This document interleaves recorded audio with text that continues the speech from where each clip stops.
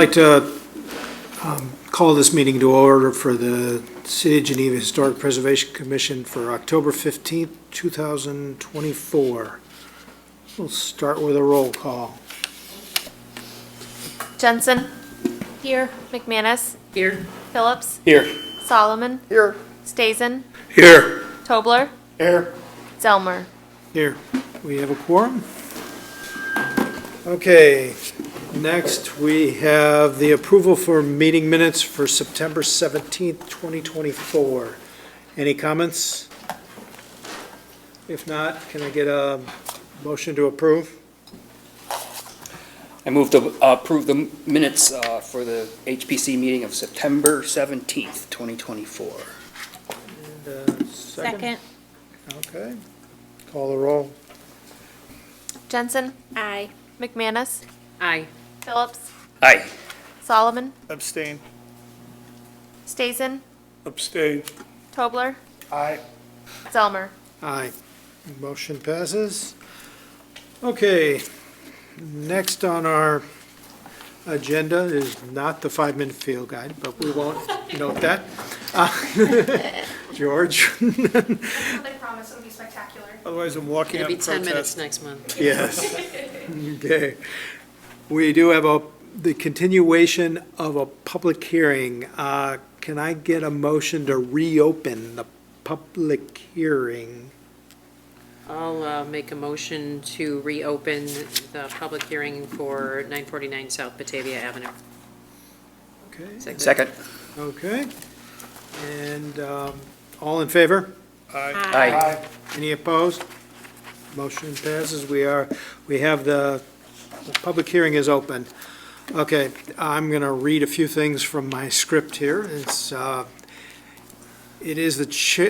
Historic Preservation Commission's responsibility to conduct a public hearing for case number 2024-062 for proposed historic landmark designation of property at 949 South Batavia Avenue in order to receive testimony in favor and against the proposal. The procedure will be as follows. First, the preservation planner will describe the written items, reports, and plans into the record. Second, the applicant will present additional testimony supporting the basis of the historic landmark request. Third, the Historic Preservation Commission members will have an opportunity to question the applicant. Fourth, the Historic Preservation will receive citizen testimony in favor, for, and against the proposed historic landmark designation. Those in attendance should refrain from audible gestures of support or disapproval for the testimony given by the applicant or any other person testifying. Disruptions of the hearing and process will not be tolerated. And finally, the applicant will provide a conclusion at the end of the testimony presented. Once all the testimony is introduced into the record, the public hearings will be closed. However, in lieu of closing the public hearing, the commission may request a continuation of the public hearing to a date certain for the purposes of gathering additional information and for consideration of testimony presented this evening and subsequent meetings to which the public hearing may be continued. Tonight, the Historic Preservation will make motion. The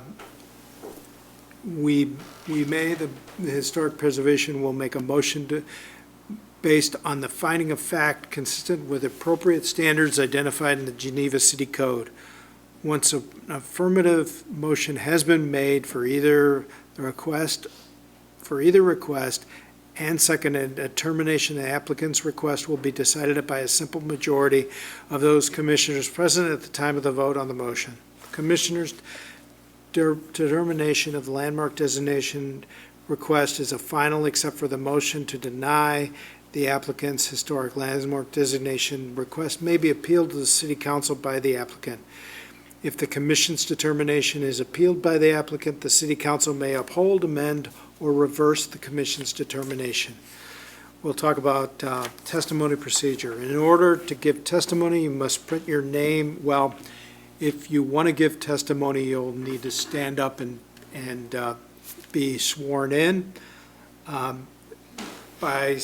By standing up and swearing yourself in, you agree to understand that everything you say will be considered sworn testimony and that you affirm to tell the truth, the whole truth, and nothing but the truth. When giving testimony, please come forward to the lectern and speak clearly, slowly, and loudly so the HPC members and the audience recording service may hear you. Begin by stating your name. If you speak multiple times, state your name each time you enter into the record. Please be concise when presenting your testimony. If your point has already been made, it is not necessary that those points be repeated by the speaker or by the speakers who may testify. Each of these points is recorded and will be considered as the Historic Preservation Commission develops its recommendation. You may provide your testimony in written form, but such written testimony may be presented to the preservation prior to the closing of the hearing. After the process is completed, everyone wishing to present testimony has spoken. The commission then will decide whether it's heard adequate testimony in order to reach a recommendation. If the commission decides that it has heard adequate, the public hearing will be closed. However, the commission determines additional testimony or information is necessary to make determination, then the public hearing will be continued within the procedures established by the ordinance. After the public hearing is closed, the Preservation Commission will refrain from receiving any additional testimony either for or against the petition. The testimony presented before the commission forms the official record for the public hearing for case 2024-062.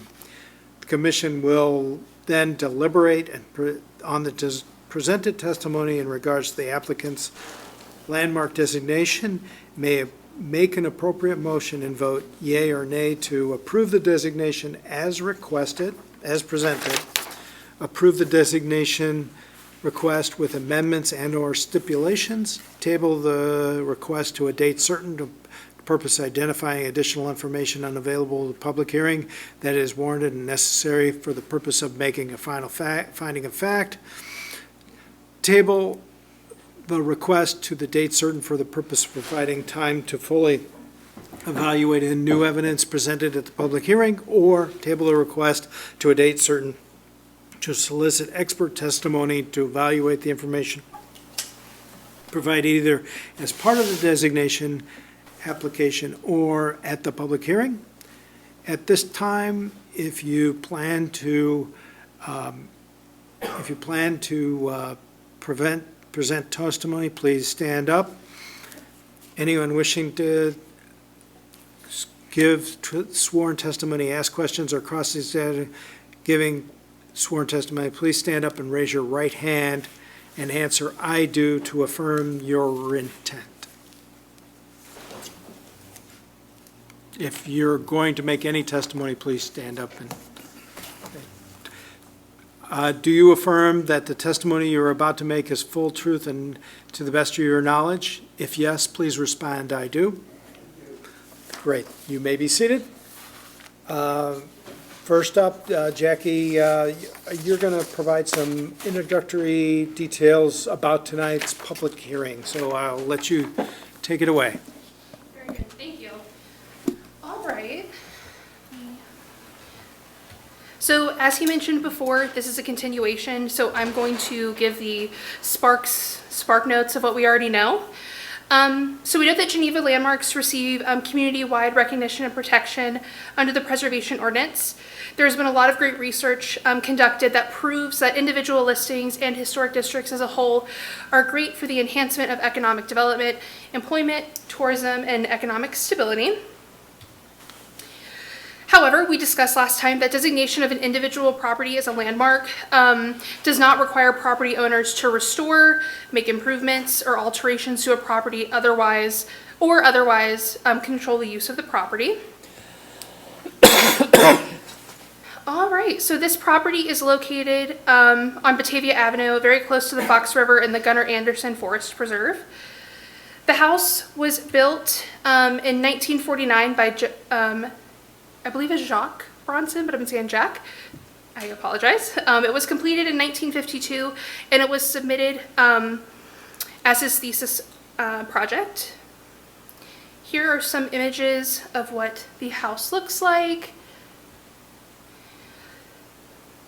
The structure is a prolific celebration of the mixture of materiality and nature. As I said before, this home was built by Jacques Bronson, who studied under Mies van der Rohe at the Illinois Institute of Technology. When he completed the house, it would go on to be one of the most celebrated projects that he worked on.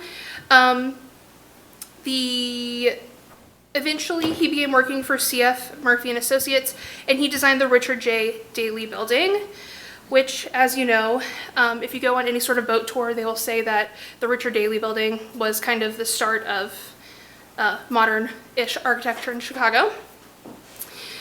Now, Jacques studied under Ludwig Mies van der Rohe. This is very important. Mies worked closely with Peter Behrens, Le Corbusier, and Walter Gropius.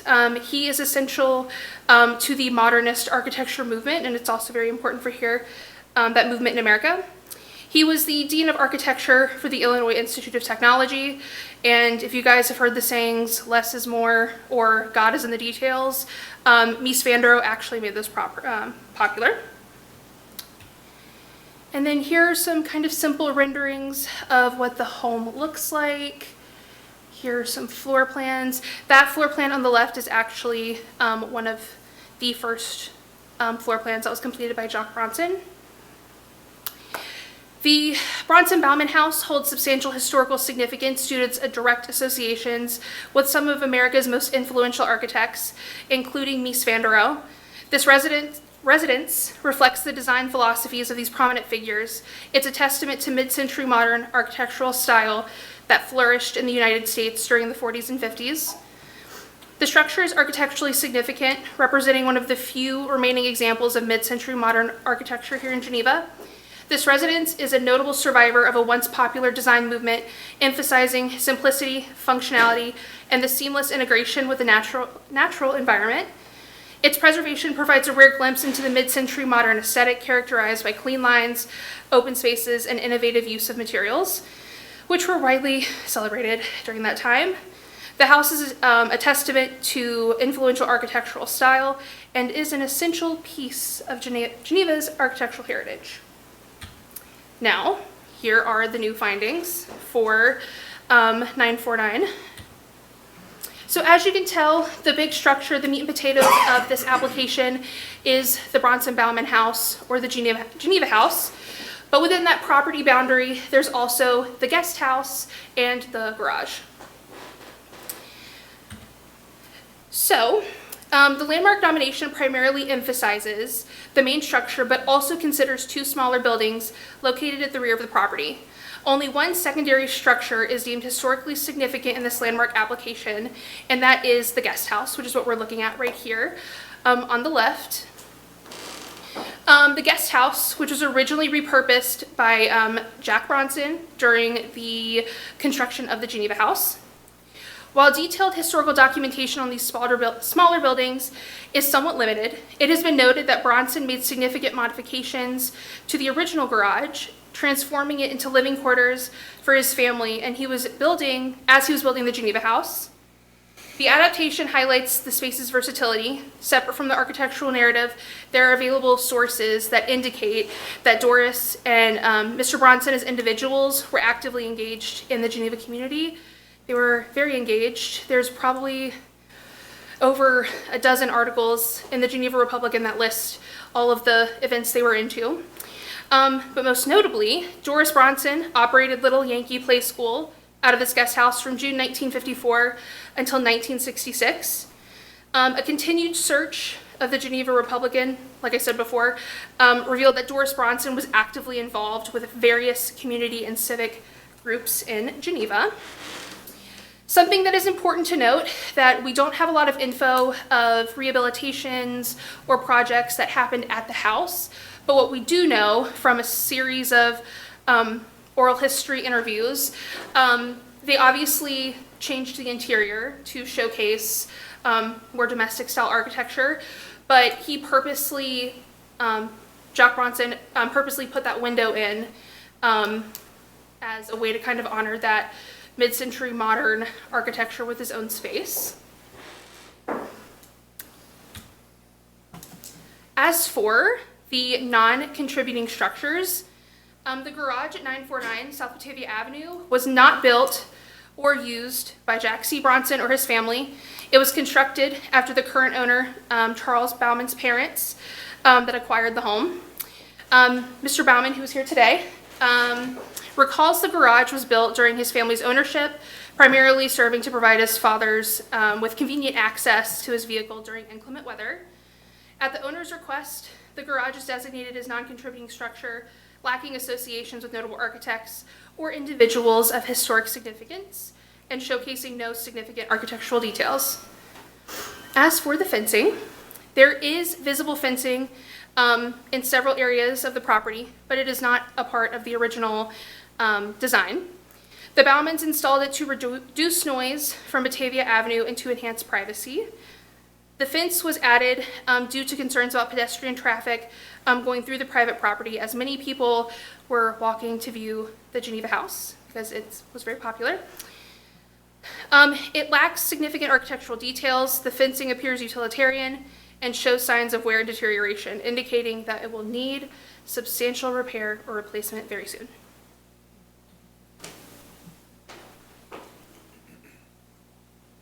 And that is it. Okay, so next, did the applicant want to add anything to that presentation? No? Okay. Does anyone from the commission have any questions for either the applicant or or Jackie about the inclusion of the guest house and exclusion of the garage and the fence? No questions. Mr. Phillips, No questions. no questions? Okay, Lisa, anything? No. No? Do we,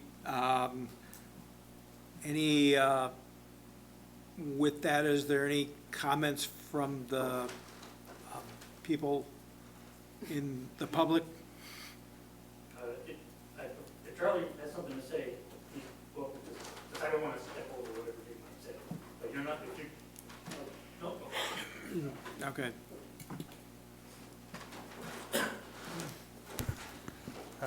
Al Watts, Preservation Partners of the Fox Valley. We're at 8 Indiana Street in St. Charles. I actually wanted to talk about the fence and just kind of clear up a few things that you guys were talking about. You may not need my help, but I'm going to try to help anyway. Just a couple of points. Carolyn Zinke had brought up last time that the fence obstructs the view of the house for the public, and was concerned about that. However, I looked through the ordinance, and there's nothing about the landmark that, to be a landmark, that it needs to be visible to the public. One thing that I am concerned about, though, is for a COA, it says that the commission is to look at only the facades that are visible from the public right-of-way. And I'll explain what my concern is. First of all, with the fence there, that blocks some of that view. But secondly, the house itself, the entire house, particularly the house, and to the extent that the garage is, that's farther back, or in the guest house, that's far back, and you really can't see from the street, even if the fence wasn't there, because the house is in the way. I want to make sure that the commission makes it clear that any part of the house, any of the four facades, are relevant as far as historic and architectural significance. My concern would be is that in other situations, the commission has rightly allowed for an addition to be on the back of a house, for example, or to some things to go on facades that are not street facing. However, even though they can't be seen, we're concerned a little bit about the entire building as being, if alterations are wanted to be done on places that can't be seen. I'm muddling through it, so I hope that's kind of making sense. Also, as far as the fence is concerned, it is removable. It is in the period of significance, so take that however you wish. And then finally, what I would say is, and Jackie mentioned it, the point of this house was not to be seen anyway. The point of the house was to be connected to nature, not necessarily so that people could see it from the street. Bronson says it himself. Jackie mentioned that. He said that the idea of the concept of the house is a mix of material and nature. And so the trees were literally placed where they were specifically because that's where Bronson wanted them to go with the house. So just wanted to try to clear up some things about the fence. Thanks. Thank you. I think that, to clarify, I think that with a designation of, there is a little bit of difference between what we look at in the way of the historic district information, and I think that's, and this is being historic designation, I think there is enough difference that we're looking at the total structure, not just the, from the right-of-way look from the structure. And so I think that, I don't know whether the rest of the commissions agree with that, but I think that that's where that falls, the difference of that, because it is a totally different designation rather than a, it came up last time that does it have to be in the period of significance of the historic district, and it doesn't really, it's just, has to be at least 30 years old. So We're not creating a historic district. we're not around creating a property. district or anything like that. We are landmarking this Right. this actual residence and the surrounding area and Right. and the guest house. Yes, I've got a question. on Sure. that. Is there any stipulation then to designate the structure as a whole, as opposed to the limitations of being in the historic district, which again puts only certain elements in our purview? So I don't know if there's any differentiation there, but it would be a lot simpler if there was to designate this structure as a whole, Like the whole, like, property? the whole, whatever's in the box. Yeah. Well, I think that one of the things that the historic landmark designation helps is that it can't be altered or torn down. So, I mean, that right, demolition is the worst that could happen to this, and it really stops that. And I think, and it also would stop, I think, it would have to come in front of us if they were going to do any kind of addition or anything like that. So if we're sort of addressing what's inside the box, is there still that issue of, or not issue, but distinction between contributing and non-contributing as it relates to landmark status? Can you make a little hole in the box and say that this existing garage is not part of that, or the fence? I know it says it Yeah. here, but I'm just clarifying. So whenever you have the application, so like, let's say 20 years from now, someone comes before the HPC and they say, hey, I'm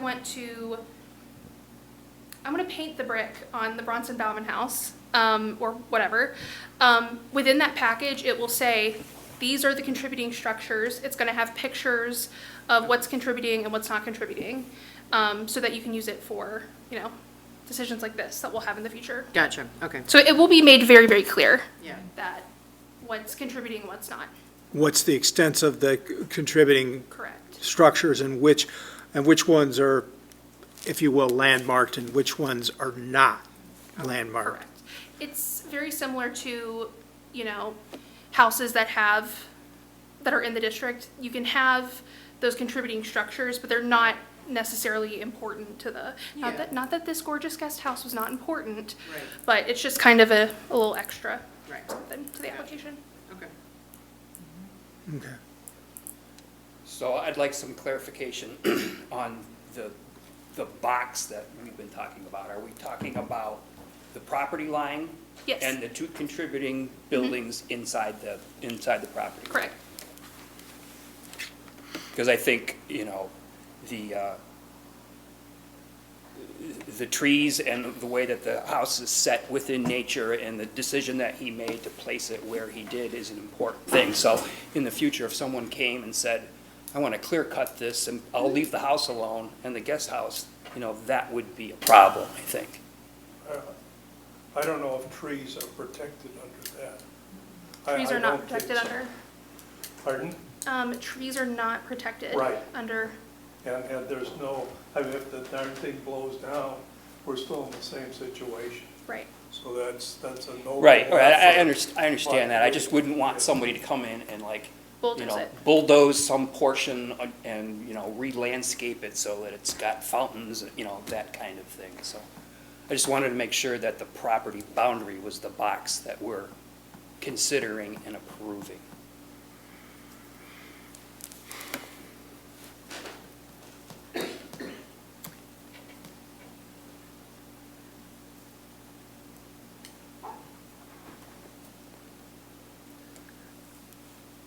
I understand your point, and I think that I don't know whether we can landmark the landscaping around it. No, and I'm not So, asking Yeah, you I to know, do and that. that's kind of It's kind of akin to some of the issues that we dealt with the Alexander Blacksmith Shop, where originally the landmark property was the larger the larger area. mill rates in Yeah, property. yeah. And at some point, that got reduced to basically Really? just an area that included.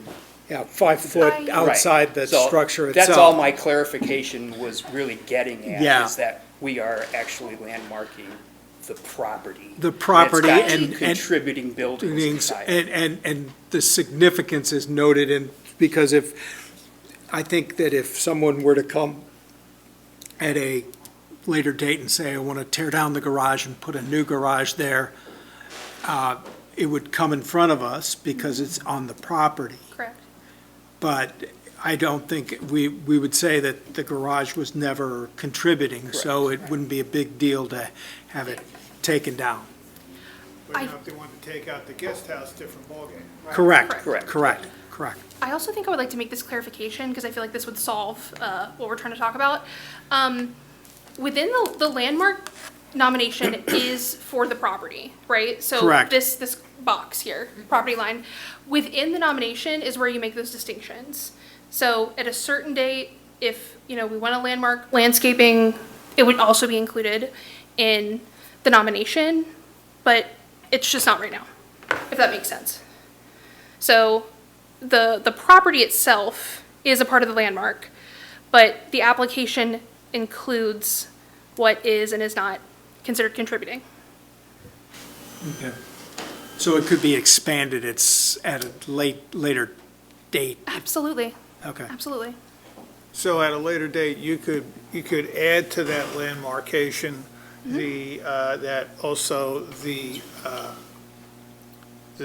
natural trees and landscaping, must be maintained to a certain degree with, and maybe you could even put in there that the only ones that can be removed are dead or could create a hazard or things like that. Definitely. Because I do agree with what's been said, that the way the house was built and the way it was placed, the nature around it was part of the whole design and the character, rather Definitely. than just having a house on the street corner and, Right. okay, yeah, it's got an old oak tree out front, but, Yeah, that's a little different of that's a little different. This was placed where it is with the surrounding landscaping, Right. trees and such for the same purpose, for a different purpose, part of the design of itself. Cool. Absolutely. And that is primarily why the Little Yankee Play School was designated at that spot, was because of the nature setting of it. And the philosophy of the school was that. Okay. Well, I think we've heard the testimony, and we kind of bled into a little bit of deliberation. So I guess, does the commission feel that we've heard enough testimony tonight to close the public hearing? Yes. Yes. I do. And if- There's nobody else that was looking to speak? I don't think so. And you didn't receive anything from online or anything like that, or any letters of either way? I did not. Okay. With that, then, I guess I can get a motion to close the public hearing, Motion to close? Second. and then, I guess, call the roll, I guess. Jensen, Aye. McManus, Aye. Phillips, Aye. Solomon, Aye. Stazen, Aye. Tobler, Aye. Zelmer. Aye. The public hearing is closed.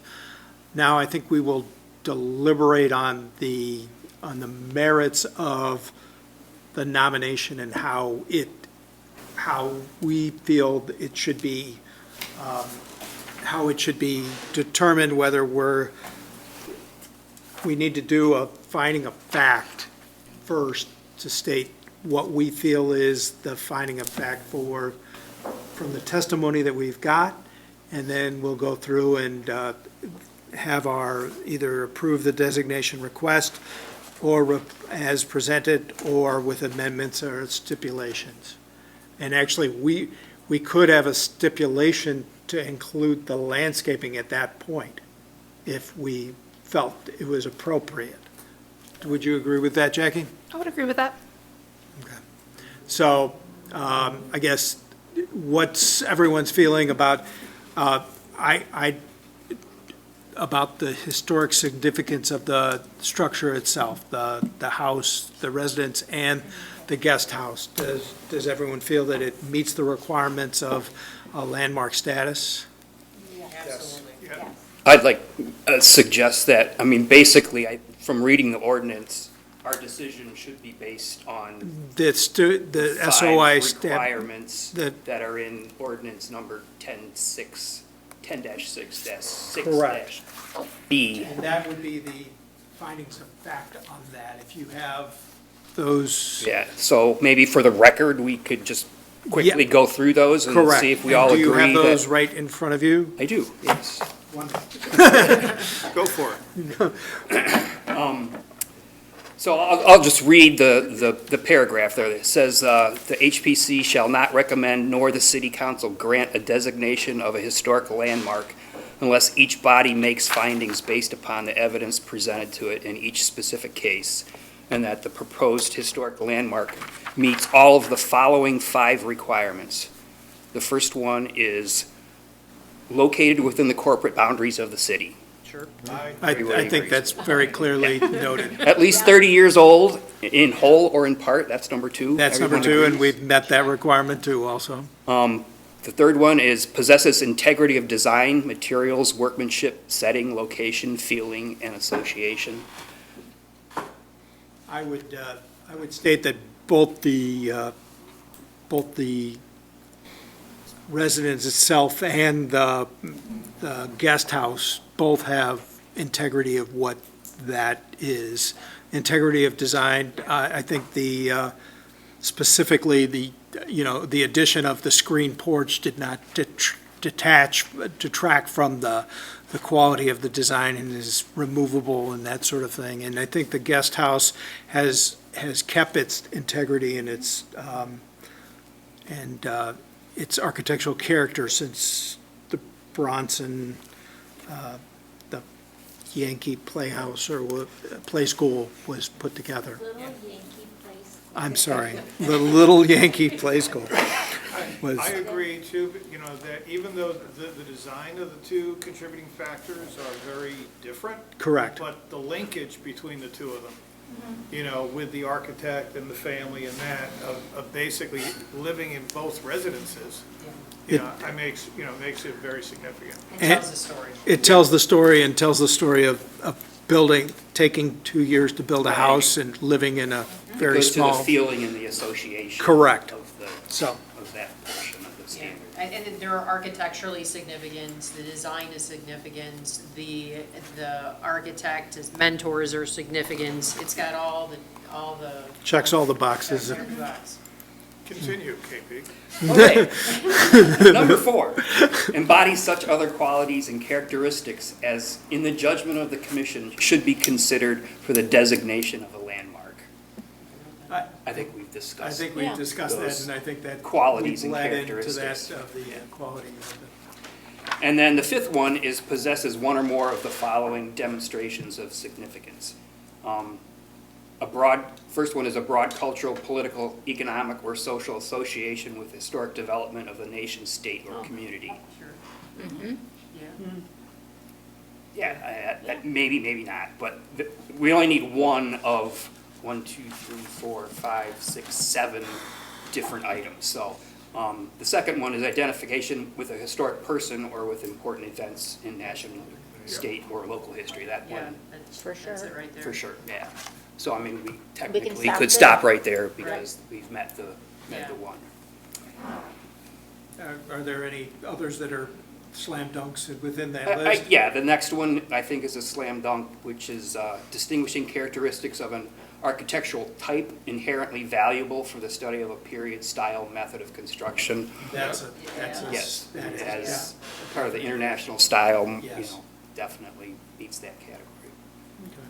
And then another one that's definitely applicable, I think, is the notable work of a master builder, designer, or architect whose work and/or activity has significantly influenced a period of Geneva's development. Right there. Yeah. Concur? I would concur. Okay, so we've met the 5 requirements of that. I think so. I guess the only other deliberation that we would have is, do we feel it's important to include the macro landscaping around the structure within the designation? Well, I would completely disagree with that, and the reason is, if you look at the dates when it was built, and you look at the photo documentation, the trees now are not the same as the site originally. And unless I had a site plan which showed what the original intent, like any architect on a residential would do, in terms of positioning of trees, et cetera. I'm not an arborist, but some of those look like locusts or elms, and I think they're gone. And the ones that remain are about 8 or 9 inches. Which are well They're beyond. not 75 years old. Yeah. So I think that after the fact, this thing grew up a little bit the way it is, but unless I could see clear demonstration that it conforms with the original landscaping intent, I would definitely say no. Okay. I agree, George. I also think it's important that, a part of the landmarking, we could, say we would like you to consider the landscaping. I do think it would be a little difficult because we don't have a lot of design guidelines based on landscape, like architecture and stuff like that. I mean, landscape architecture, not just architecture by Yeah. itself, you know what I meant. I think, that you could approve it as such and with consideration to landscaping. It In wouldn't, the setting. the setting, it wouldn't necessarily hold firm, but it would just say like, hey, please consider any alterations of the environment. I guess you brought up a very good point, George, in that since we don't know exactly what the. Well, in fact, I'd go on to say, looking at the site now, Yeah. that it was not the intent, because it covers up some of the vistas and views of the structure, and conversely from the inside out. If you look at some of the other houses like that, yeah, the site's a little rough right now compared to what it probably originally was. Or what he may have intended. Right. And I guess the key would be is we don't know what was intended for that. Right. And so it's difficult to set a standard at that point. But aren't there any site plans available somewhere? There are site plans, but none of them included the landscape or the Oh, really? trees. They didn't. For his thesis on the submission, you'd think there'd be landscaping plans as well as, okay. Well- The only comment I've got, and I'm not disagreeing with you, George, is that, but, we also, with a lot of older structures, what they start out as and what they end up evolving into, could be said the same thing there. Yes, maybe there were certain types of trees that were there when they first started, but as nature evolved around this, those trees may have died off, and then other seedlings came from other trees and But that's grew from- happenstance then. It has nothing to do with design intent. Well, Intentional. I I would agree. disagree with that, because I think he put that house there and had it in the trees, and the trees served a purpose as part of the design, in terms of the cooling of the house, providing shade, and, it was part of the design. I think if you, reading through the staff report, it was There's part. a lot less trees on these earlier photos. Oh, agreed, Look at south element. agreed. So then, I disagree again. Jackie, can you go to the next slide previous, where it shows the original, like go back? There you go. There's some pretty good sized trees there. And it looks fairly. If those orderly, trees are though. still there. Those are intentionally placed. Well, there now, it looks like it's just been, I think what's happened Hasn't is that a been lot of it is filled in right, right. by nature. Sure, but I don't know that that's not necessarily something that needs to be protected. No, but maybe at the same time is that, maybe there can be some kind of Well, flip down restriction on the. about thi- three you know. frames. There's a color, keep going, right, but back a couple, right there.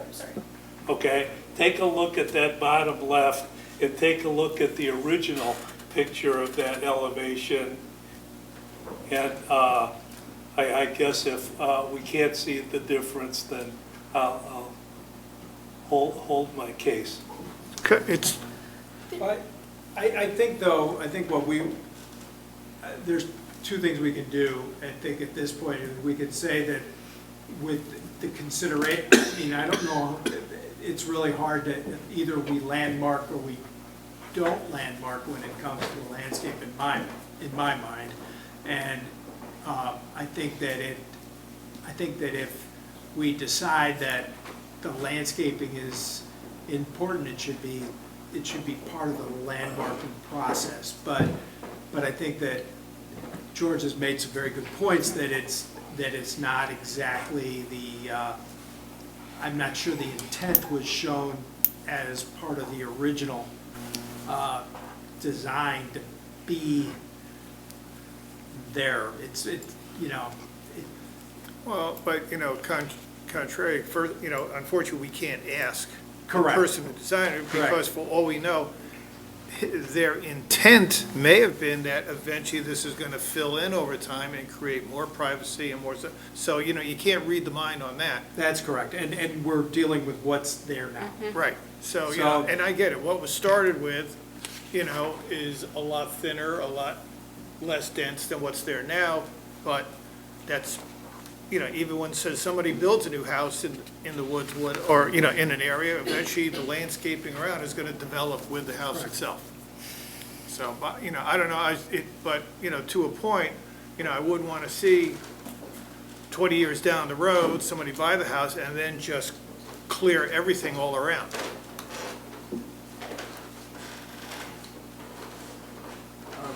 Back up one frame, please.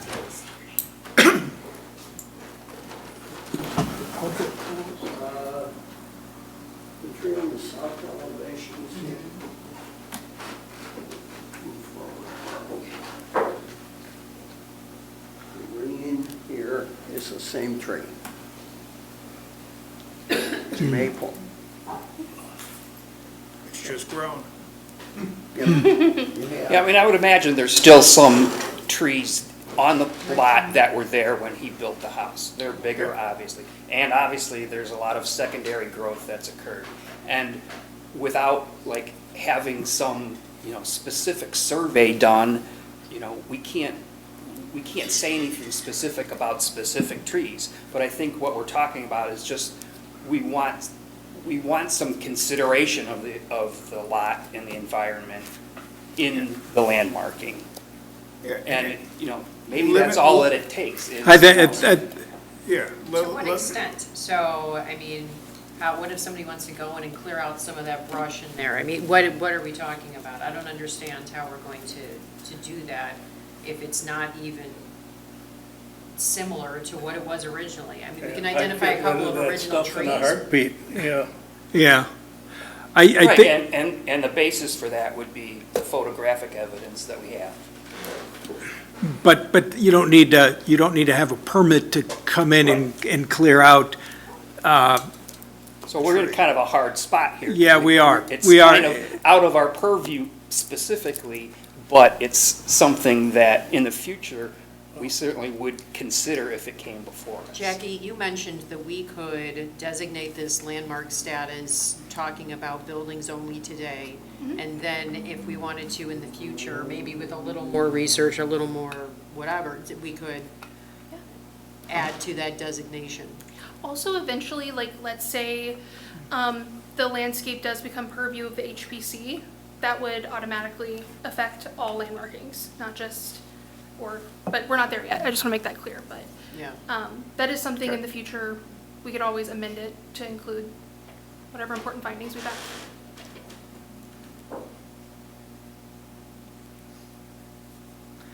I guess in the landmarking, could we just, basically, to your idea of consideration, do we just say that it is intended to be in nature within landscape? I mean, I mean, can you say something that you can't, deforest more than 50% of the Yeah. current landscaping, and it's gotta be done uniformly? I don't, I'm Yeah. just throwing out there, Yeah. because the intent of the design was to be, one with nature.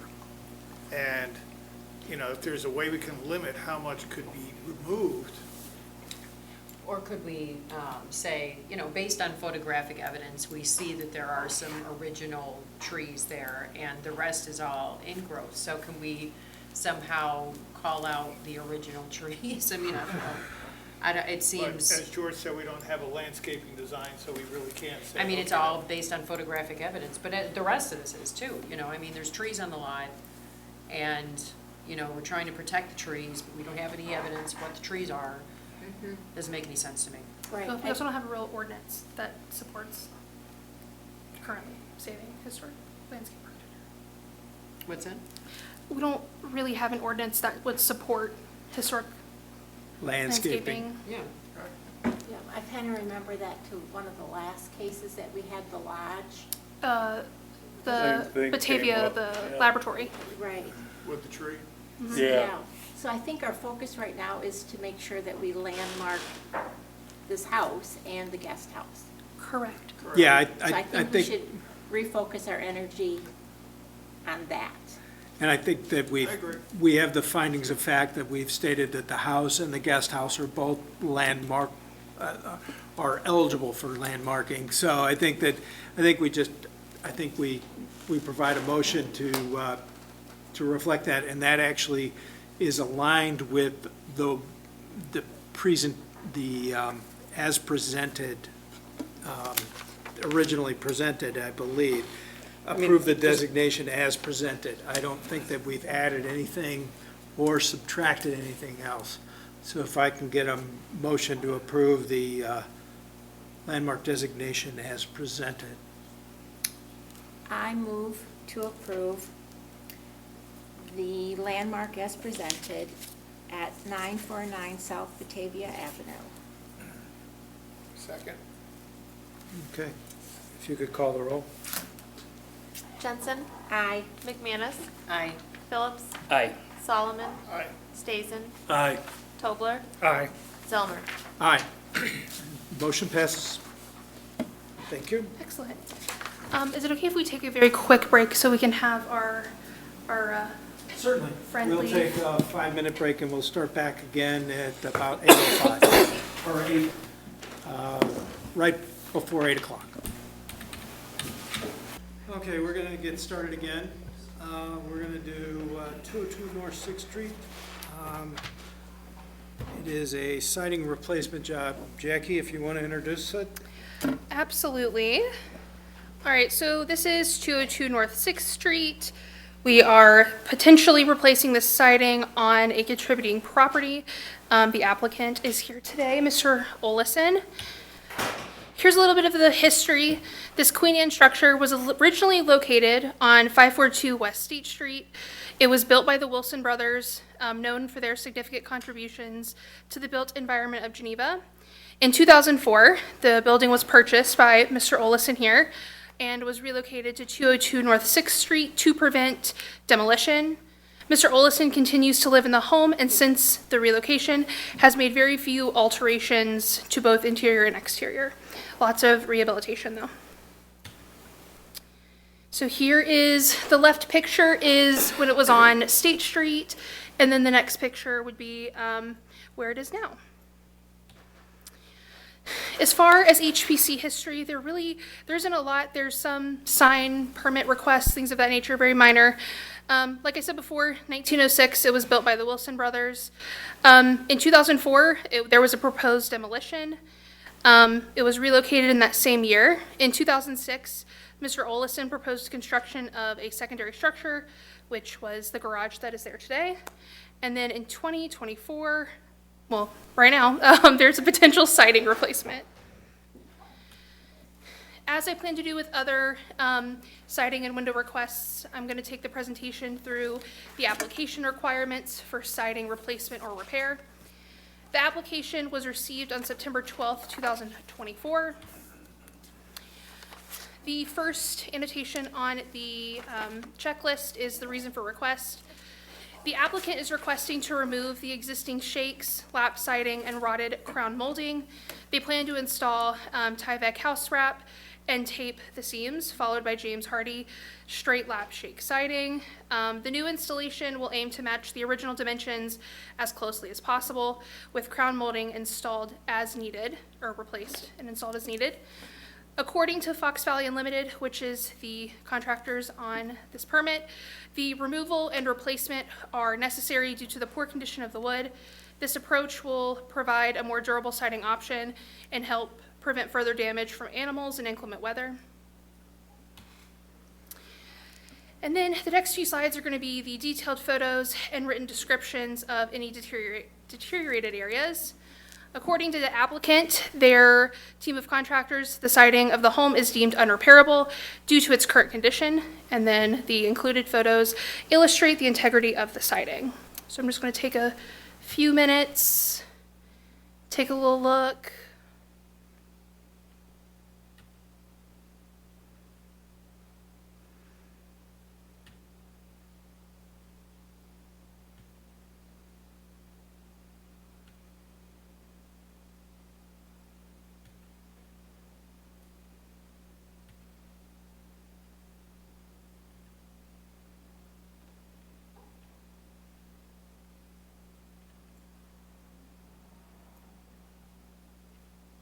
Okay, so the next section is identify the details of the original historic or existing siding. Both shakes and siding proposed for replacement are understood to be the original materials, both classified as wood clapboard. Measurements are going to be on the following slide. Both shakes and siding proposed for replacement are understood to be original materials. They are classified as cedar clapboard. Due to the deterioration of the shakes, it was nearly impossible to determine a consistent size. It was determined that most shakes were a half an inch or less in thickness with a 3-ish reveal, because some of them were different. Exposed covered portions of original historic and existing siding. The original material is completely exposed and not covered. The next section, is the detailed cost estimate for repair and replacement in kind of damaged original/historic existing siding, including the cost for prep and reconditioning of each siding. These pictures with the percentage of wood salvageable were provided by Fox Valley Unlimited. Per Fox Valley, none of these boards are salvageable and they need to be removed and replaced.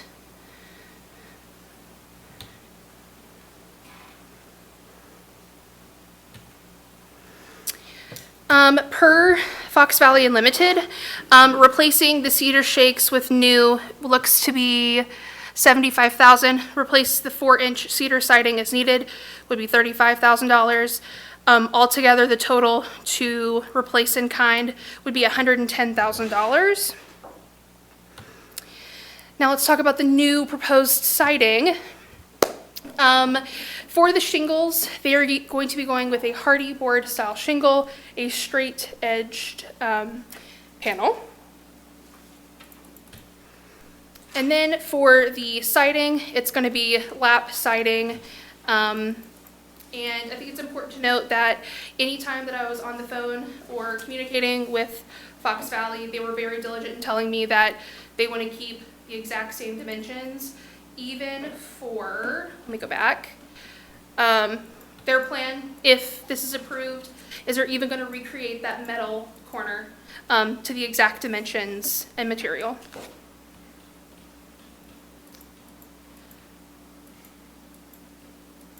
So the detailed cost estimate, including costs to remove and dispose of original historic siding material, as well as the cost of material and installation of the proposed siding. That altogether ends up being $53,936. And that is the entirety of the application.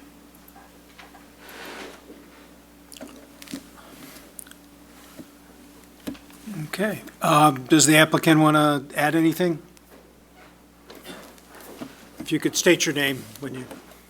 Michael Olesen, O-L-E-S-E-N. I reside at 202 North 6th Street.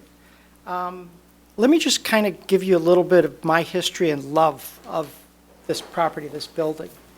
As a young boy growing up in town, this building was on State Street, and I always thought it would be a great place to house my business in. And so one of my businesses, Geneva Investment Group, which is on North 3rd Street. And this property became for sale in the mid-1990s. And I went to look at it to relocate my business to the property on State Street. And the inside of the house, there's just no way you could have redone it to turn it into, business office use. So I walked away from the property. Well, then, fast forward, into the early 2000s, and I happened to know the principal parties that were looking to develop that property, and kind of threw my hand up and say, hey, what are you doing with the house? And through some negotiations, worked out a deal so that the house was moved to its current location on 6th Street, and I have it as my residence. I've loved the house, ever since I was a wee little lad. I have done a lot to improve the house and keep the integrity of it. All of the windows on the inside, I rebuilt all of those so that they all work with the ropes and the weights. Unfortunately, I didn't do everything perfectly. I didn't replace all the ropes. Some of the ropes look to be good. They have since broken. I've got to take them apart and redo 4 of the windows and get those metal weights back tied in. I have taken and put in new siding along the sides. I have added new shingles to the sides, and I have been fighting a losing battle, primarily with the foes of woodpeckers and squirrels. The woodpeckers love the house. It's soft enough. They're not doing it to try and create spots where they can get at insects to eat. They're actually digging in holes for living in. Those holes have then been occupied by other birds. The squirrels find that the sides are easy enough to eat through, that they eat through one side, and instead of going back to the hole they did the first time around, decide to chew their way out on another side with a hole. Since Jackie took the pictures, 3-4 weeks ago, we've got 2 new holes that have appeared on the north side, and one is being worked on the west side. This has just been a constant fight and battle with the critters. The siding on the house it's not repairable. It's just too darn old. And after a lot of consulting with siding experts and looking at things, this hardy board seems to be the best way of having the home's integrity still look the way it should, the way I want it to. yet also give a firm foundation so that when that woodpecker sticks his nose into it, it breaks it. Anyway, I hope that you will grant me the request. I do want to maintain the house as it is. The colors are going to be the same. The nice thing is a lot of the architectural detail, that is all in good shape. None of that will need to be replaced. So we would only be replacing the lap siding, the shingles, and there is some trim that would need to be replaced. But all of that architectural detail at the roof, that is all in good shape and will stay as is, maintaining the beautiful nature of the house. Any questions? In terms of the opinion rendered about the condition of the existing siding, is this just a visual observation? Did they actually peel off some pieces? You can take your finger and you can poke it in. Your mic, Oh, turn on your mic, please. oh, okay. Okay, so Yeah, it's soft enough yeah. that it's, Right. so it wasn't originally cedar then, huh? No, Was it probably It was originally cedar. It's just 100 and some odd years Okay, old. and this condition is present on all 4 elevations? Yes. And I've taken, and there's spots where I've tried putting in new lap siding, and then where I stop, what's right there next to it just starts to deteriorate as well. I have repounded in nails, I have used screws, I have done, I've tried everything I can Okay. to preserve the outside, and it's just, it's a losing battle. And the hardy shingle, those are planks that that look kind of like shakes? Yes. Oh, Well, no, the planks look like lap. right, planks. right. The shakes But what- look like shake planks. Yeah, Okay. so it's, Are they individual pieces then? they're Or in sections, Okay. yes. Oh, but I it's, see a couple on that diagram, like, okay. And so visually, it It will would look be the same, very similar. yes. Thank you. So I have a question. So the lap siding that you're proposing to use is the hardy board, what's the name of it? Artisanal, what's the, Artisan, artisan, that's the word I was looking for, thank you. just lap, prime for painting. So I looked in the Hardy catalog, and that siding appears to just come in a, I think, 7-inch exposure, 6 or 7-inch exposure. Are you aware So- of that, or? No, On, the Hardy website stinks, just putting it out there. Well, I'm just saying, that's where I looked at the catalog that they produced, The so. lap siding actually will end up, I believe it's a 4-inch 4 inches. reveal, which is as close as Okay. I can get to the current 3-inch-ish reveal. So that's just the Hardy plank that's. Right. Okay, so it's not the artisan series of. Well, it is the Artisan series, but if you look through the site, they've got multiple dimensions of that series, and we are going with the smallest one to mimic the siding as best we can. I can also confirm on the tech sheet that was provided by Fox Valley, it is 4 inches. Okay. That helps. And that will be primed for paint? No, actually, we get it from Hardy painted to the color that the house currently is. Okay, so you're going to have, oh, go ahead. No, I was just gonna say, so they'll do a custom color? Not They have literally hundreds of colors that you can choose from on their site. On the easy-to-find website, they have just so many colors. Yeah. But then you can actually go in further into their system, and, oh gosh, there were probably 24 variations of blue. Oh, And I chose the one that matched what I currently have. yeah. It's actually, I think, called denim blue or something like that. Yeah, it's definitely. Yeah, what, anyway, it'll come primed, painted, Okay. ready to Oh, so go. it's pre-finished? It's not? Yes. Okay. And I was very particular when I chose Dan, the siding contractor. He is going to bevel the edges, he is going to put the metal, brackets on the edges, just like we currently have. At the bottom of the house, the bottom, say, 6 or so laps, the house actually bows out just a little bit. He's going to mimic that same bow that exists on the house. He really is going to, he's going to do the house right. Yeah, because there's a little crown at the bottom of the house that comes out, and then it bows, the last 3 or 4 come out at that point. Yeah, and Yeah. he's, the craftsmanship that he is talking about doing is why I selected him. Yeah.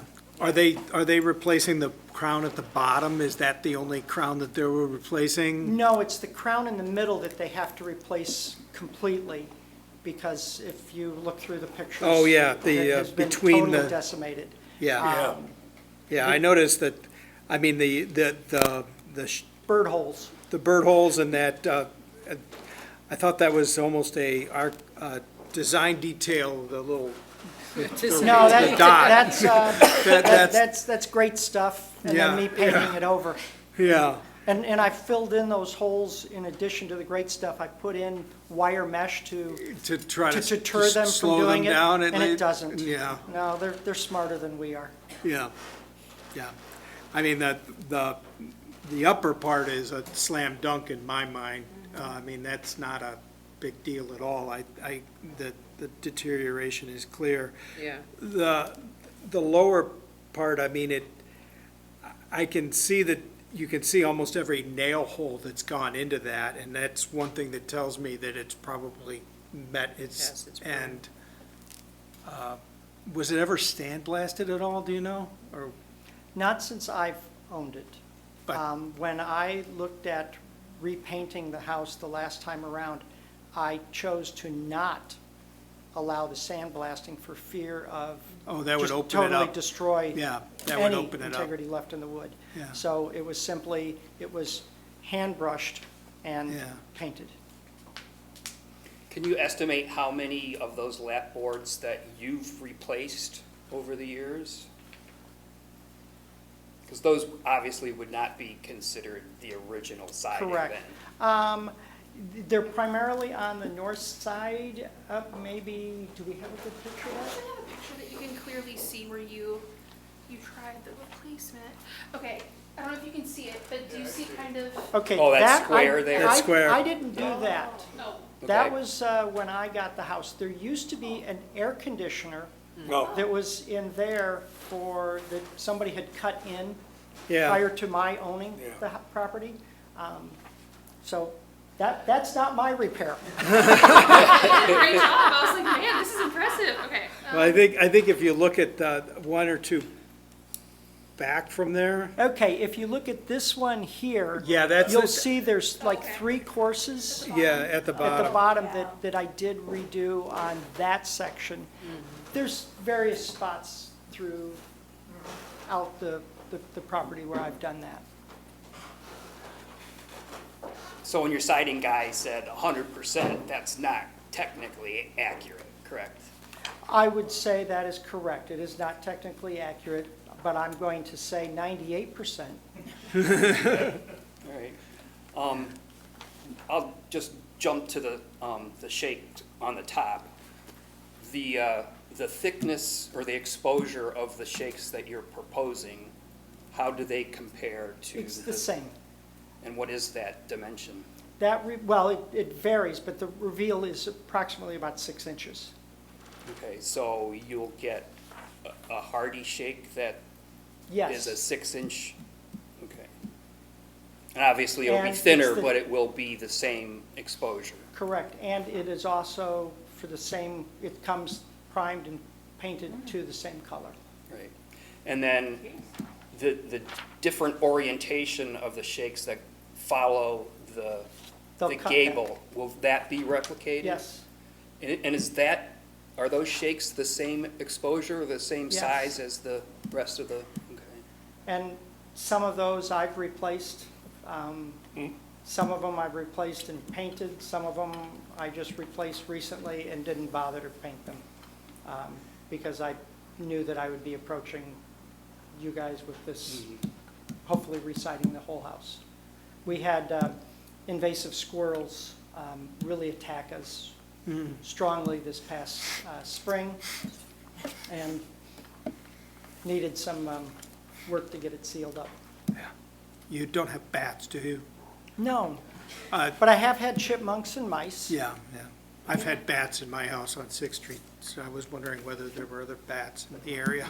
We had a bat in my house when I was a kid growing up on Forest Avenue. Ah, Dad took care of it. good. They can get in very small spaces. Anyway, though, what's the commission's feeling on the lower portion with the lap siding? I mean, I'm struggling with that personally, about, when I look at it and not being an expert, I mean, to me, it doesn't look like that's 100% deteriorated and not fixable. I mean, I think we need to be very careful with the siding on this house because of its age, because of who built it. So I'm a little concerned that, we just have an opinion, and maybe correct me if I'm wrong, we have an opinion from one siding guy that says, and yourself, I'm assuming, that says it's 100% deteriorated and can't be restored. But I'm a little skeptical of that, I to don't be believe honest there with is you. any way of removing that existing siding and repairing it. You would have to remove the existing siding 100% and replace it. If you had to replace it, you could replace it with cedar or you could replace it with a hardy board. The hardy board seems to be the best overall solution for preserving the house for another 100 years. Yeah, I just want to get clarity on that, because according to our policy, it's, the choices are, the first choice and the preferred choice is to repair and restore. If that can't be done based on an expert that has experience doing that kind of thing, then the second choice is replace with in-kind material. It has been highly recommended to me to just tear it off and replace it. And I would concur.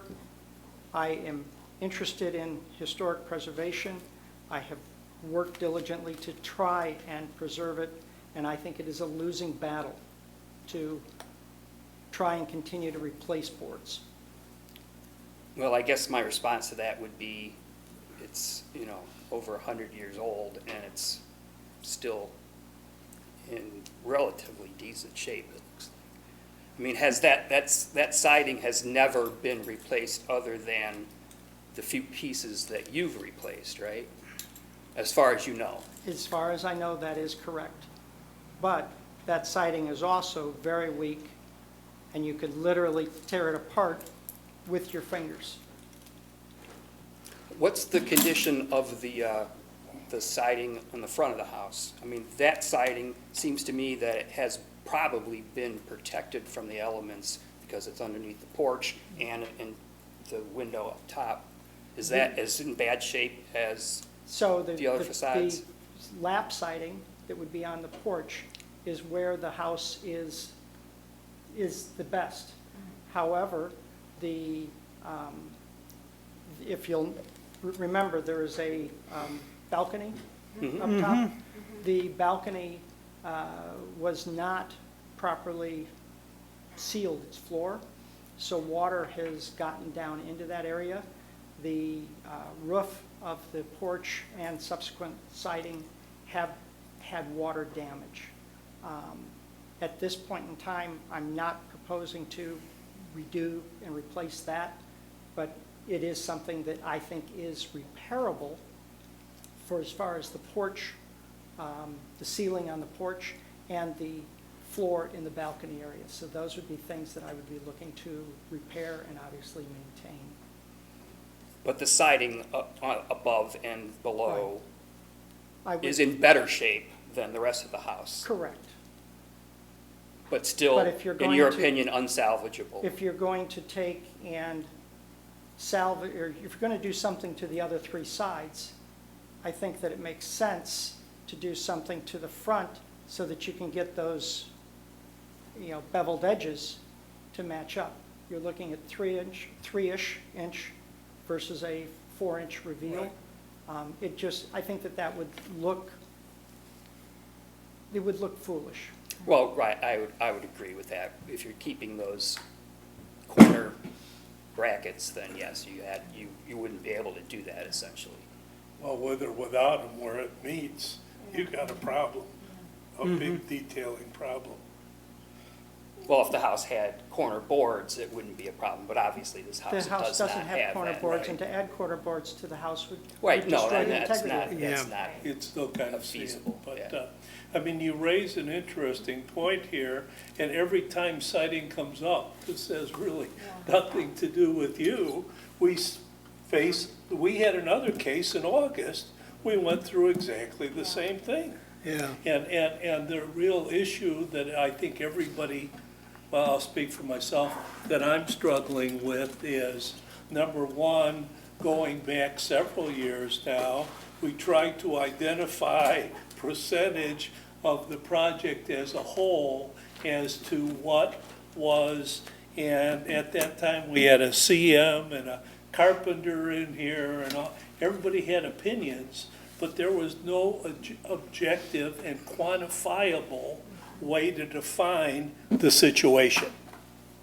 And so we talked about making the form a little bit more Robust, if you complete, will. yes, Yeah, as I to think- how to do it, and, not questioning anybody, but, if I had a choice between trying to fix that, pulling it out and put new in, I'd opt for the new in a heartbeat as well, because just a simpler process and with a better chance of it looking halfway decent. But since we're trying to preserve all this material, how do we objectively, and again, this isn't germane to your particular case, but to the commission, how do we objectively and quantifiably deal with this, that we can do it in an expeditious manner, so we wouldn't have to go through this debate, whatever, on each individual case. If I knew the answer, I'd give it to you right away and say, I think you need to do this and this and this and this. But at this point in time, given that this is a professional expertise and we have a professional opinion about the condition of it and the quantity, without any other data, I don't know how we cannot accept that. At the same point, Michael, on the picture on the left there, did you say you replaced those 3 boards like on the bottom? Yes. I mean, just from that, I can see the difference, in the integrity and the quality of all the boards up, going up there. You can All the way see- to the window. Yeah, you can see how the grain is popping, you can see how it's probably got moisture behind it, and then if you go, Jackie, if you go back to that slide that where the AC unit was, On the north side? Yeah, I I think, mean, bingo, right? Now, Michael, you said that was fixed before you bought the house, so that was prior to '04? So if, You inherited that. right, I inherited that. So what happened is in the mid-90s, the house it went Correct. up for sale. And a company called Interlocking Pavers, they acquired the house and they put in an AC unit. This was in the back that you couldn't see from State Street. They literally cut it in the wall, shoved it in the wall, painted everything inside. They did what a commercial guy does and doesn't care about the property. When they left, those boards were put into place to seal up the hole that they left behind. So those I- boards are approximately 20 years old, and you can clearly see how they age versus what is surrounding it with the same kind of deterioration that was on the other one. And, I mean, The original boards are not worth anything. They're also a little deeper too, did you notice that? They're just a little bit over the other, on the repair area, the yeah, repair is a little yeah. bit, Well, if they would staggered the joints, it would have disguised it a little bit, but, Yeah. I mean, you can just see on the finish of it, that one area that's Right. approximately 20 but they're a years little old. deeper too. And you can see how it's chipping along the edges Yeah. and that kind of thing. But, So I see so where you're going. Germaine, to your comment, I don't know how we, other than, we could ask for another opinion, but I'm quite sure that if this person is so adamant that the condition is not repairable, I think another one may be counterproductive, because we'll probably hear the same thing. So, and that's why I asked, is there a destructive or analytic method? You could peel off a couple boards, we could lab test them or something, but, that might be a little overkill as well. So, I think you'll get the same result.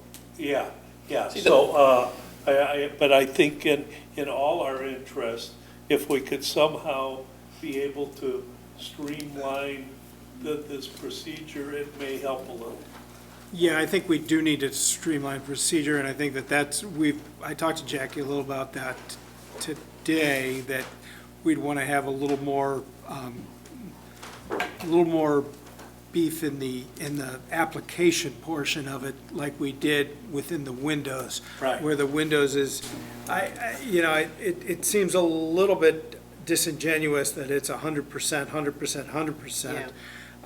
And I think that's the one thing that kind of threw me off on it. And, but it is hard to look at it and not think that there's a majority of it that would Have to be replaced. would have to be And replaced. material testing, I mean, you could do an impact as well, hit it with a hammer and see how far it goes in. Yeah. You'll kind of know how, there's some impurity. It sounds like. You prefer you not do that, right? What we're not seeing though, which is typical, is there isn't really any splitting or cracking. Every piece looks pretty much like it has its integrity. Have you So, ever heard of the and phrase? other than poking at it, I did. Do you remember that house on Franklin Street, that yellow, it was originally yellow house that they recited? That was a mess. Yeah, That was 100 times worse than this. that's why I was wondering if the material was the same, because there is an oddity in this one, that there isn't any visual cracking, splitting. There's other a than phrase for- that I was taught a long time ago, little putty and paint make a carpenter a saint. Right, There's a lot of caulk in this house, no, too. okay, I've done everything I can oh, okay, over the years well, that to explains it. fill it in here, fill it in there. So it's been maintained, I Yeah, okay. have worked to try and keep the house. I I got love it. the house, right, and I don't see keeping the existing siding on it to Right. keep the house viable. If you did not change the siding on the house, the two choices are going all wood, natural products, which Right. is outrageously expensive, or you repair the house so the house can still stand for another 100 years. right. Otherwise, the house is going to simply continue to deteriorate, and it will eventually collapse. And that was actually one of the points I was gonna make. So our goals are to retain materials as we can. You're aware, you live in district, you love your house. And I've rebuilt and- the windows, I've done Yeah. those types of things. Yeah. I, It's a labor of love owning Right, a home you know, in and I a believe in that. historic district. And, as far as the upper shakes of the house, clearly they're on their way out. And then as it relates to the siding, Yeah, visually, it looks like something that is present in a historic district, you know, it's something that has been around for a while, it's seen the storms, it's seen all of this, and we would love to retain it if we could. The problem is if there's damage underneath all of this, and there's something that needs to be addressed underneath it, then we're risking the house itself in the name of some siding. So that's the one thing that I'm struggling with is in the name of keeping the siding, if there is so much damage beneath it, that it's hurting the house itself, that I have a problem with. Let me expand on that just a little bit and potentially answer some questions. So the house is drafty, to put it mildly. Heating bills are outrageous during the winter. Was looking at, you know, how about taking in, we're doing this project, insulating the walls, you know, doing in some sort of a spray and insulation or something like that nature. Unfortunately, I have knob and tube wiring in the house. Oh, yeah. So the insulating contractors are like, we're not touching that. So our only option is to put the IVAC house wrap around and hope, and I mean hope, that plugs up some of the draftiness. I'm still looking at high heating bills. Well, couldn't you apply a board on the outside? That's going to change the outside dimension of the windows and All around everything the else. windows. And You're my right. discussions with Dan is I did not want to do that. Yeah, you're right. Yeah. So I- we're really trying to keep the house as it is. I'm trying to. And, Well, the Tyvek isn't gonna give you but our value. it's going They'll to keep give the me a drafts little out, more right. than I got now. Not a lot. Well, I mean, actually, the R value is kind of worthless if you have holes. Right. So you're at least trying to plug the holes, Yes. and that, I do agree. I have a feeling that part of this is that we're looking at the painting that you've done, and like you said, I think that that's part of what we're seeing is that it looks better than it actually is. Right, Because it's been painted recently. Or it's been and maintained. over and over and over again, and I putty. could have and- grabbed a piece of the siding and brought it into you tonight. That actually probably wouldn't have been a bad idea, because it would have kind of, but, We'll take your word for it. yeah, I don't know. I mean, I understand your concern, Kevin. I mean, the last thing I want to do is to approve things that, because we're setting precedents when we Yeah. do these things. That's the problem that I have. Right. I have no problem with the shakes on top and replacing Yeah, those. I think. Those are I think- obviously, Yeah, Right. they're at their end. I'm still struggling with the lap siding, and I think, you know, it may have would have turned out to be the same, but if we had more than one expert opinion, more than one cost estimate, that probably would have made me feel a little bit better. And I think that's what we could update our Policy. siding policy to reflect that. Well, I mean, if you look at the siding specifically, it says contractors. You know, to me, that means more than one. I mean, I think historically, we've gone with one and accepted that in many cases. Yeah. You know, that's, you know, definitely something that needs to be clarified in our policy, I think. Is But there more than one hardy plank dealer in a particular area? What I did is I interviewed 4 different siding contractors. So you could get another Yes, and hardy I installer in this area?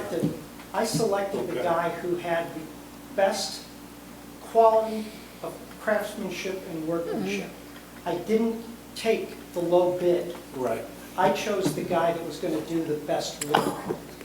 That's who I want. I don't want the low bid.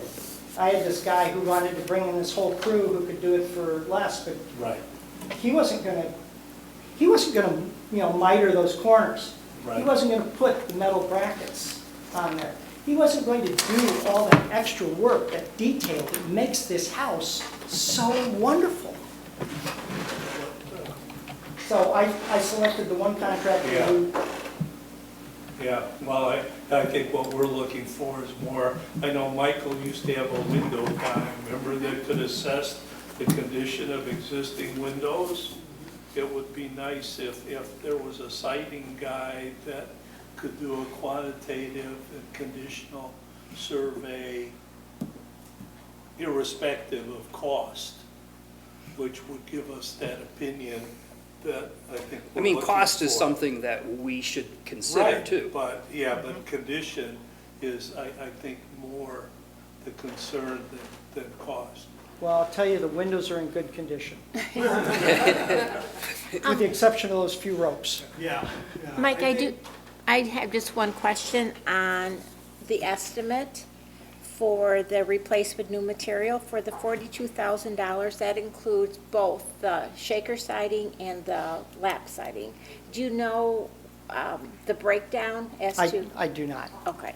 I was looking at that too, Jewel. It's like, what would it be to replace, The, the shakes and not the, and Bob. then just do But if you whatever don't, repair. you would still need to pull off all of the existing cedar laps below so that you can wrap it with the tie-back. And then do you really want to put back rotting boards in its place? Yeah. So you're, in your scenario, there's tieback no matter what. I think in our scenario, there may not be tieback no matter what, you know what I mean? I think that we Right on should. the lap Yeah, siding yeah. portion, you know, Yeah, exactly. because Then that's you- original, that could be potentially maintained. Right. And that's going to Different do than- nothing to help well, I with know it's any not what you want to insulation. hear, I'm just saying it's Yeah, part of and- our discussion. But at the same Yeah. time, we're also looking at a world where we're trying to protect the environment. Right. Do we want to have utility bills and waste energy heating something that is unsealed?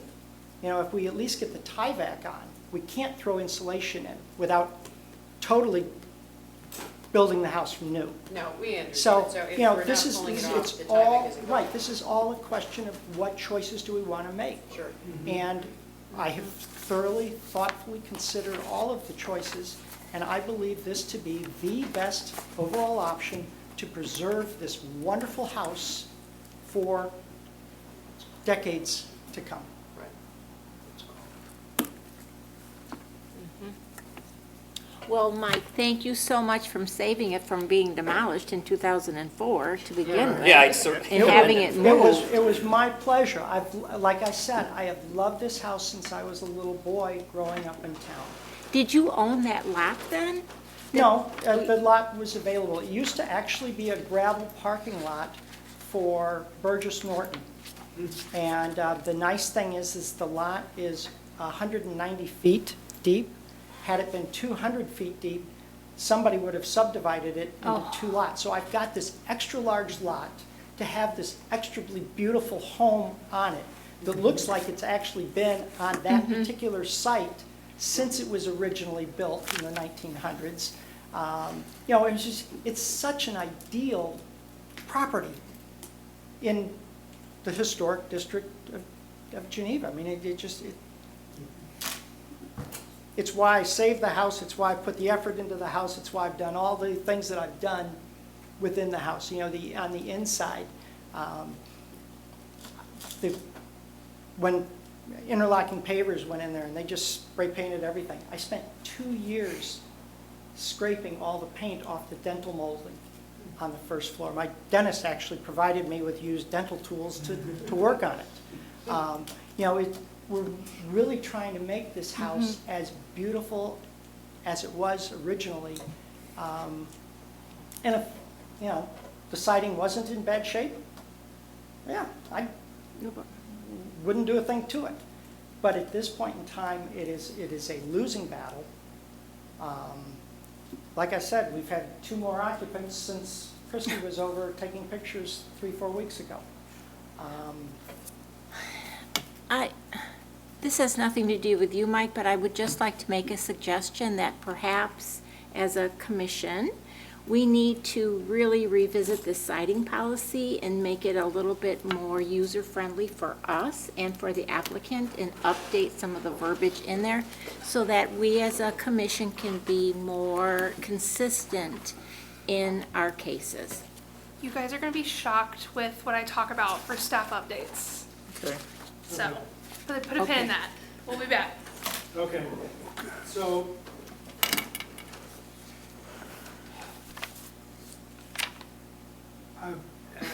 I have one more question. Okay. Sorry. Why don't you give one more? I just wanted to clarify the material that's going to be used to replace any of the crown molding. That will be wood. That will be wood. Thank you. And it will match as closely as they can to what's existing there. And that will be primed and painted to the current colors. I've provided Dan with the paint samples. Okay. Okay. Do we feel like someone can put together a motion on Yeah. this one? Yep, yep. Go for it, George. I move that we approve the case for siding replacement for 201 6th Street 202. as submitted. In 202? 202 North 6th, coordinate. I'll second that. Okay. Jensen, Aye. McManus, Aye. Phillips, Nay. Solomon, Aye. Stazen, Aye. Tobler, Aye. Zelmer. Aye. Motion passes. Thank you very much for coming in. We look forward to seeing it. Thank you, Michael. This is on us. Yeah, and I just It is. want to continue to set the precedent. Right. Okay, next we have, I can get to it. Let me try this side. Secretary's report, staff updates. Okay, so everyone, guess what? A big project of mine will be to revisit the exterior siding policy. Oh, not necessary. So Come on. the last time that it was revised and approved by the Historic Preservation Commission was November 16th of 2010. So obviously, you know, we're gonna update it. I think it's important because obviously since 2010, the National Park Service has made other recommendations. They became a little more flexible, not entirely, they're not, whatever. But an example of this is Preservation Brief number 16, the substitute of materials on historic exteriors. Essentially what this did is it outlined, you know, you can't use improper materials. They actually redacted that October of 2023 because it no longer represented the method of preservation that we're doing today, which is people first, thinking about financial things, materials, all that stuff. So the way that's going to work is I'm going to spend the next few days researching. I definitely want to highlight, you know, we definitely need more than one estimate. We need to make that clear. We need to make it clear that it's itemized, not just descriptive. But other things will come in. What would happen is I would send you guys an email. You would email me individually your thoughts, feelings, opinions, and then eventually, ideally within the November or December meeting, we can kind of get something moving along to, like Jules said, make it a little more user-friendly for both the commission and the applicant. So stay tuned for that. Big fun. Do we need to vote on that, or is that just something that we would just, That's correct, you would. we would? So what would happen, ideally, is once we got the edits down, I would send it to you guys kind of in a staff report a week, maybe 2 weeks before the meeting, and you guys would vote on it here. Okay. So it's not just me making the rules, but you guys would have the say. of what- So just a quick question, so just say you put in, you want 3 estimates, but what prevents someone to say that it's 100% damage on every side on all 3 estimates? How I've do got we, an idea on that. okay, It's gotta be I some would sort of like to report. have a list of non-contractual surveys from either carpenter, engineer, architect, somebody that, you know, typically you'd call it a survey. okay. That would be, and there's no fiduciary interest in that. and that would quantify the area and actually establish a condition, and if further testing is needed, either by removal or laboratory or whatever, that should be stipulated in the report. Yeah. I do not like the idea at all of a contractor estimate. Right. Yeah. You know, because it's expeditious for it, and not that there's anything wrong with it, but, you know, if you had your choice of trying to fix it, all that stuff, you'd want to put new material in as well. Right, exactly. It would be a much better looking job. So I think we need an independent surveyor on that, and you could establish the criteria, whatever you think is relevant. Perfect. I agree. So look forward to that. 14 years, long time coming. The next order of business, I have administratively approved a permit. And finally, during the last city council meeting, the 2021 editions of International Building Code were adopted. The last time that was revised or adopted was in 2009, so this is big news. This decision means that historic buildings will be safer and there will be greater opportunities for their rehabilitation and adaptive reuse, and how that can be a little more efficient. So that's it for me. There is no special meeting next week? Yes, so I will be emailing you guys Tuesday. We have kind of a time-sensitive permit that had came in, and I said I would ask if people are available Tuesday. I will be asking, I'll send the email out tomorrow morning. If you could let me know if there can be a quorum, that'd be great. If not, we'll move from there. But I'll send you guys an email.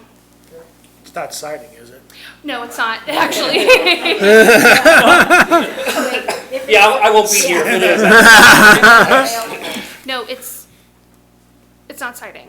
It's pretty cool, but, you know, Okay. stay tuned. And Okay. Jackie, can I just say one thing about the siding? Because in the current policy that we have, under Roman numeral 2, the sentence that always throws me for a loop, and I don't know how to rectify that, it's if cost estimates determine that replacement in kind is not possible, a different Right. material may be considered.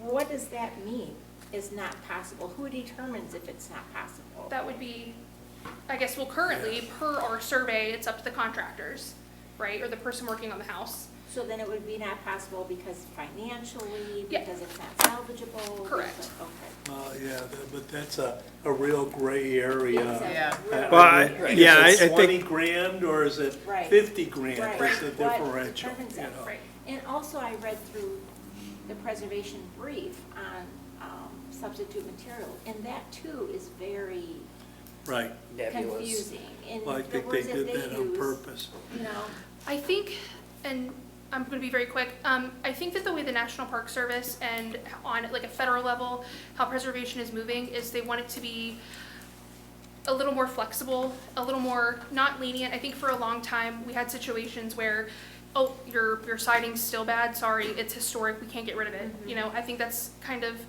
the trend that was happening, and I think now the National Park Service is kind of, obviously we want to keep as much material as possible, but I think preservation is moving towards a more realistic practice. But there is a thing that's bugged me from the get-go, though, is the energy codes have been upgraded, I don't know how many times.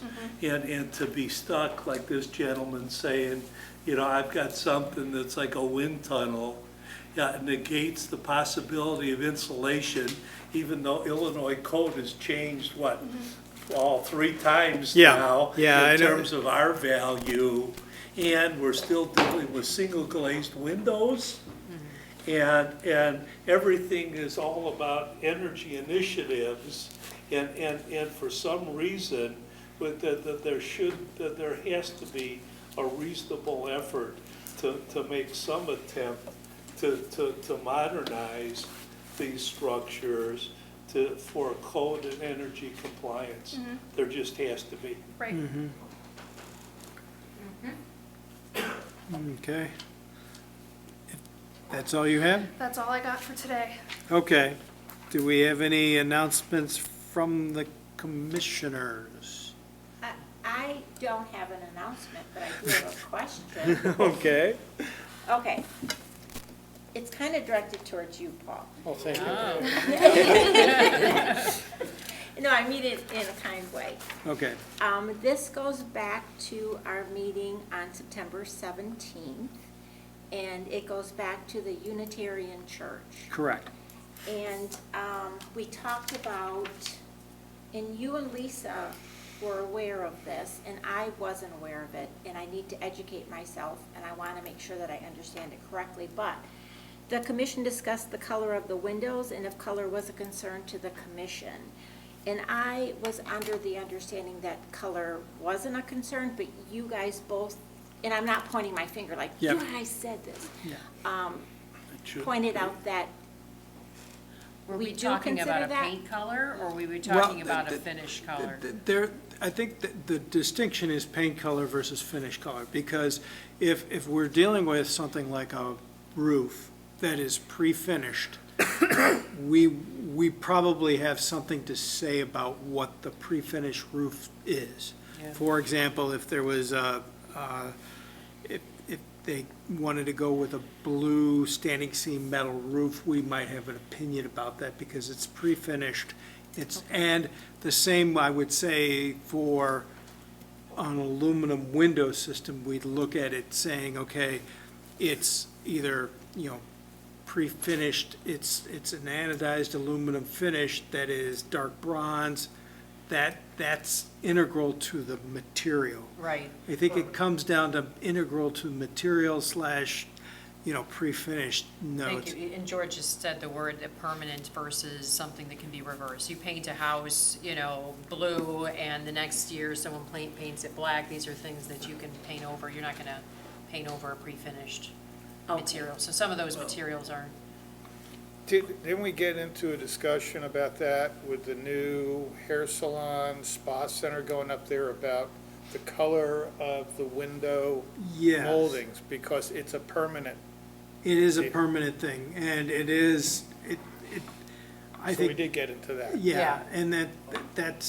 it is, well, I always think, I look at it also as, we were very specific about what kind of finish we were looking for the bash windows. right, Correct. that's right. Where we said we wanted to make sure that they were gonna go back with a pre-finished aluminum, anodized aluminum finish that is like Blends. clear.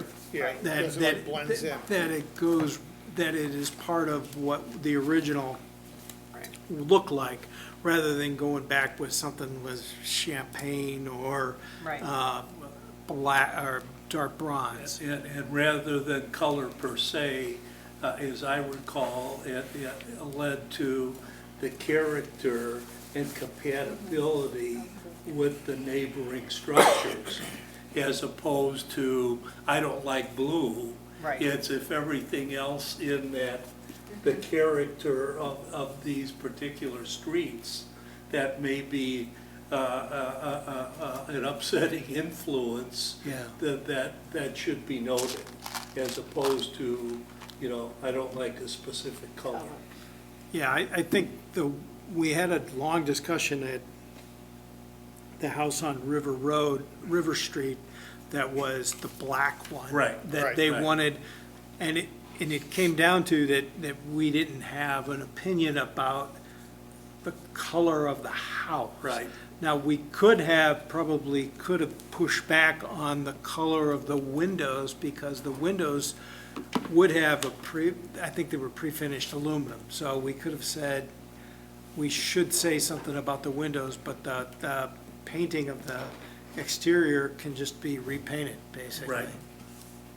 So I think that's where color kind of runs into, is it integral to the material? Okay. So They're this would- permanent, like I said. Yeah. Exactly. Can't be changed.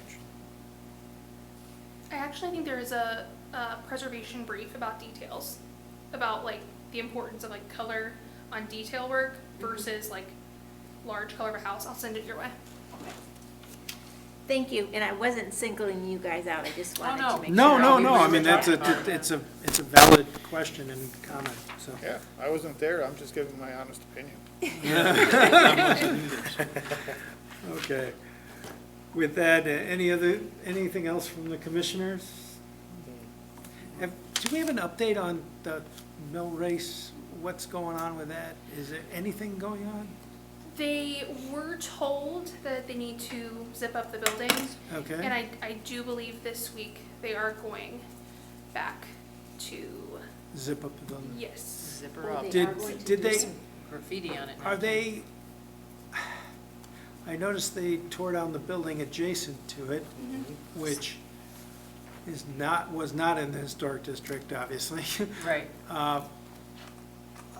Have they haven't come forward with any plan?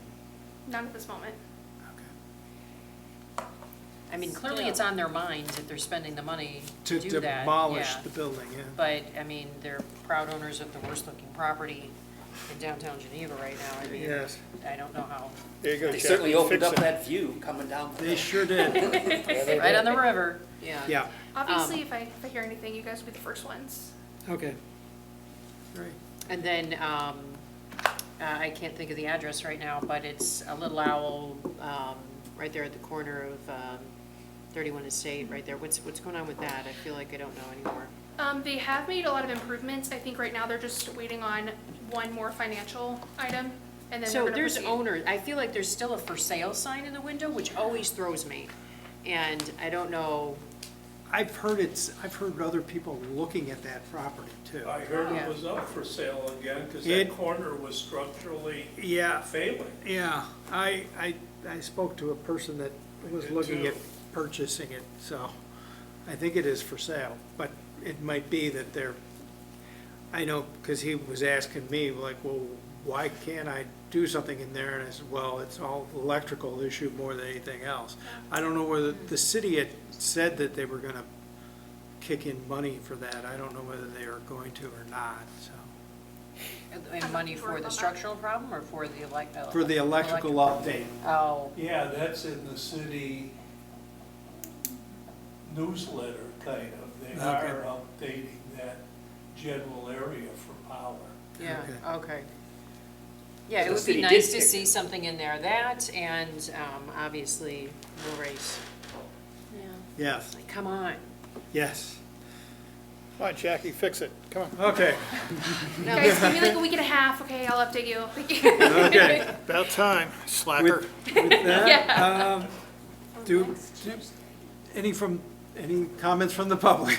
The public, You sure, Move Al? to adjourn? move, if I can get Move to adjourn. I'll second. all in favor? Aye. Aye. Any opposed? Jackie?